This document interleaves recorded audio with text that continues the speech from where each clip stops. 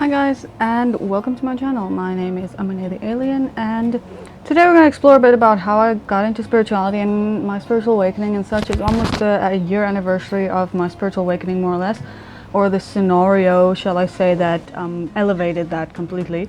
So yeah, I thought this would just be like a very chill session, which is also why I'm smoking. And the reason I decided to make this video was because when I spiritually awakened and I started looking for information on what the hell was actually happening to me, there was a lot of videos explaining what was happening, but I just didn't get it because there was such terminology involved and such technicalities, and I just feel like when I spiritually awakened, nobody as a human in that confusing state just could tell me what was happening in very clear terms.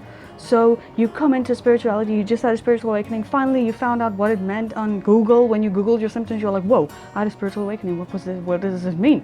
Now you're going to YouTube and you're watching a bunch of videos and you hear yoga and kundalini energy and you hear chakras and you hear energy fields and you hear all that stuff and you're like, holy crap, I don't even know what's going on or who I am. How am I supposed to convert all this new information into small tangible bits so I don't lose my mind?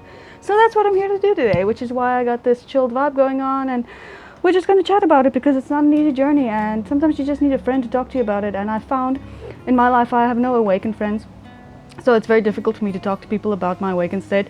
And also, this is a necessary time to say, just because you're spiritually awakened doesn't mean you're better than anyone else. So just put that God complex in your pocket, okay? That's the first shadow work you're gonna do. So let's get into the truth behind spirituality, spiritual awakenings, and how you, as a human, a fragile vessel, can deal with this. That spirituality isn't perfection. This isn't you waking up one day and you're gonna be a Buddhist monk and nobody's gonna be able to find fault with you like this. You're still human. And sure, some people can dedicate themselves to that very, very dedicated spirituality, but as normal human beings who awaken, we barely have any idea what we're doing before we awaken, never mind afterward. Afterward, everything's kind of screwed. So that's the first very important thing. Spiritual awakening doesn't indicate perfection. It doesn't indicate any type of elevation above anyone else. It's simply a new state of consciousness that you need to explore and expand. And that's where the story comes in. So I thought I'd open with a little story time on my spiritual awakening and how it happened for me. To be honest, when I started following the breadcrumbs after I realized what was going on, there had been a lot of signs in my life before then. For example, I'd fall upon random tarot readings, and there would always be these little breadcrumbs that led to the point where I was at. So some people have spontaneous spiritual awakenings through yoga or meditation. Sometimes people don't even try and it just happens. For me, it was a slow progression. It was almost like waking up from a very long sleep. It wasn't an instant thing and I was like, holy crap, everything's different. It took me a while to actually just get out of the fog of what had actually happened to my consciousness. And mine was spurred by some very depressing things that happened to me and the very dark time I went through in my life. And I think the reason why this topic is so important to me is because the spiritual awakening I had literally saved my life. Like, if my consciousness hasn't expanded and I could see the beauty in this world, then there would be no beauty to see in my previous mindset, you know what I'm saying? So, i.e. no point in living. So yeah, it was almost a precipice for me, and just at the right moment when I put my foot out, Spirit pulled me back and was like, hey, wake up, bitch. And I was like, what the f-? So that happened. So mine was more of a what shall I say here, saving the damsel in distress type of thing. So yeah, that's how it happened. And what it is basically a veil being lifted from your consciousness where you see the world with this inner knowing that you just can't explain or argue away. It's like, let's say for example you had a spontaneous awakening. What would happen is you would wake up one morning and you'd be like, whoa, wait. I'm not a Monet. That's just this thing I'm in. I'm actually a soul operating this human, you know? That's basically what it's getting into. So I feel like that's simple enough to wrap your mind around.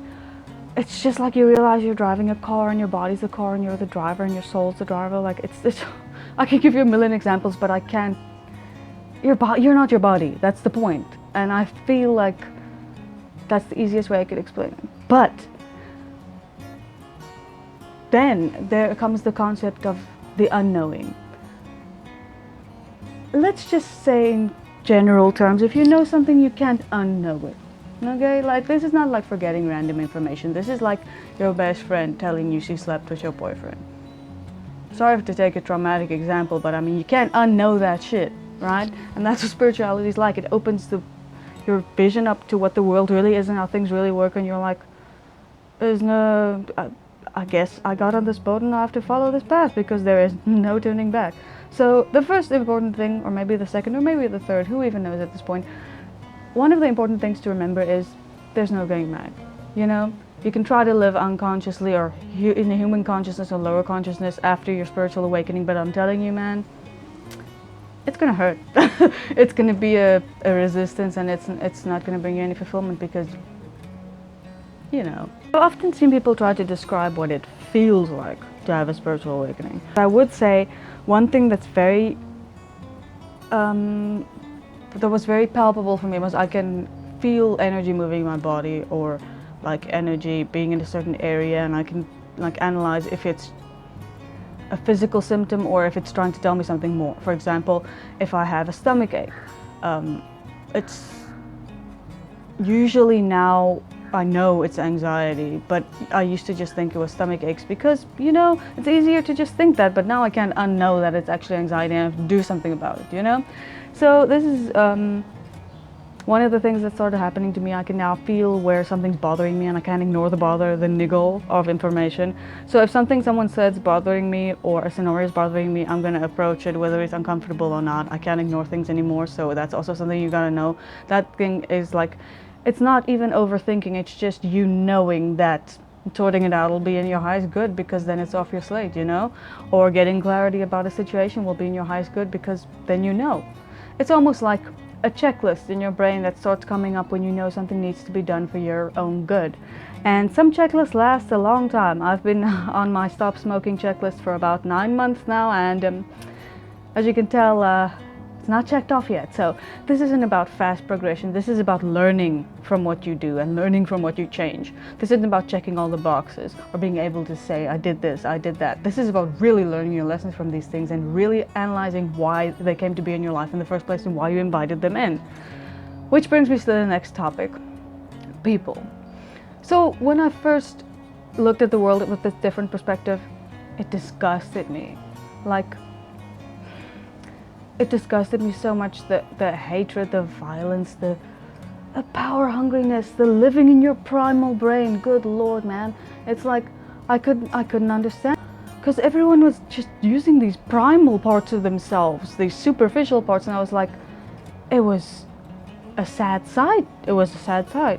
And that's not to say I'm saying I'm any better than any of them, but if you do spiritually awaken, you think with a higher consciousness which just aligns you with your own good, the highest good for yourself more. It's not about being smarter or better or more knowledgeable. It's about aligning yourself with your highest good naturally, you know?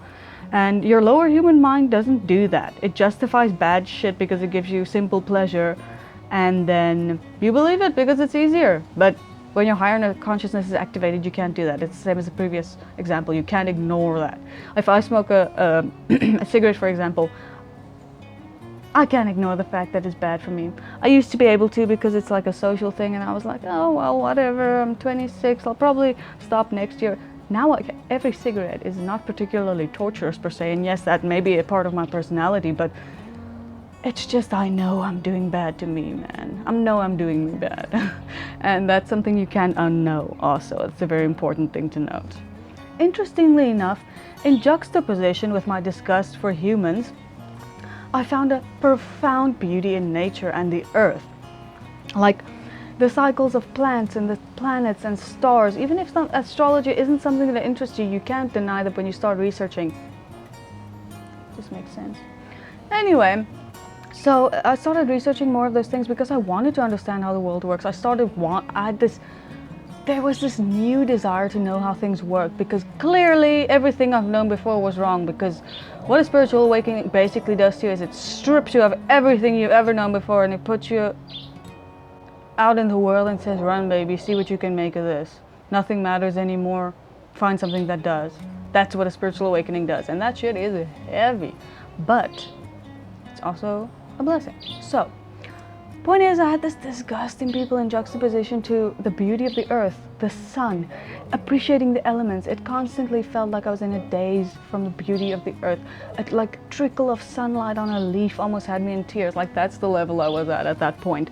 So after about a week of that kind of weird yin-yang energy with humans and nature, that faded away, and I grounded more into the self that I was, which is where something else came in that was also quite difficult. One of the things you'll feel very often in this first stage after your week of bliss about how beautiful the planet is, which is true, you'll start to have, like, if to me it was like an internal auditory debate, but for other people it might just be contradicting thoughts, different for everyone. You'll start having arguments between your higher and lower mind, because this is something that you need to integrate.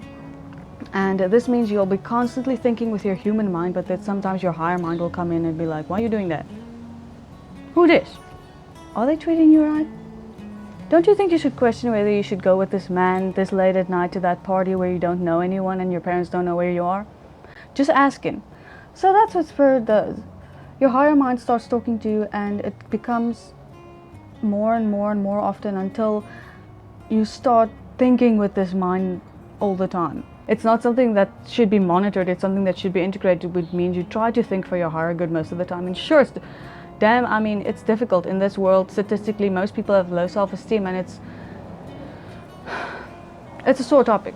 But when your higher and lower mind starts talking to each other, you'll feel more comfortable with the results of the suggestions of your higher mind. And that's also something that happens. You're going to be put into corners or situations where you're going to have to make difficult choices, have difficult conversations, and maybe even the dreaded cutting off of people in your life when you first start spiritually awakening, because it becomes so obvious to see who doesn't have your highest good, because you're starting to have your highest good in mind. It becomes obvious who doesn't have your highest good in mind. It becomes a deep web. Point is, your higher mind will start thinking more often, and it'll integrate itself at this point. After a year of spirituality,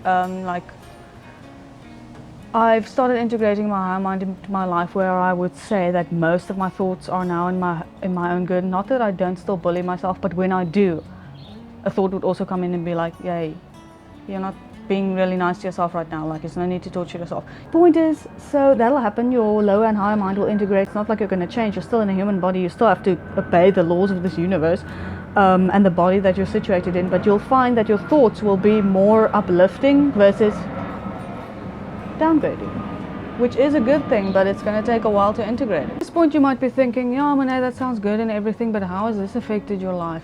You know, how has this really changed your life since it happened? Well, good question. Everything has changed. There has been no stone left unturned in my life. I cut off so many people who were using me for their own benefit, and I was too blind to see it. I started giving myself the validation that I wanted from others, and I didn't need so much social interaction, which led to me being able to charge my battery more often on my own, because I didn't need so many vapid friends, you know.